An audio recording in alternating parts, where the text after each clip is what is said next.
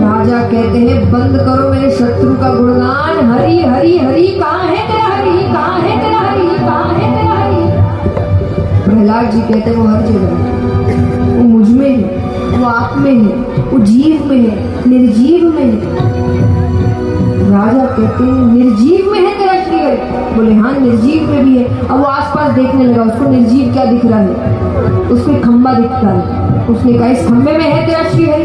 बोले इस खंबे में भी है। बोले मैं खंबे को ही तोड़ता हूँ। वो प्रहार करने लगता है, पहला प्रहार करता है, दूसरा प्रहार करता है, तीसरा प्रहार करते ही वो खंबा टूटता है और उसमें से भगवान का नरसिंह अवतार बना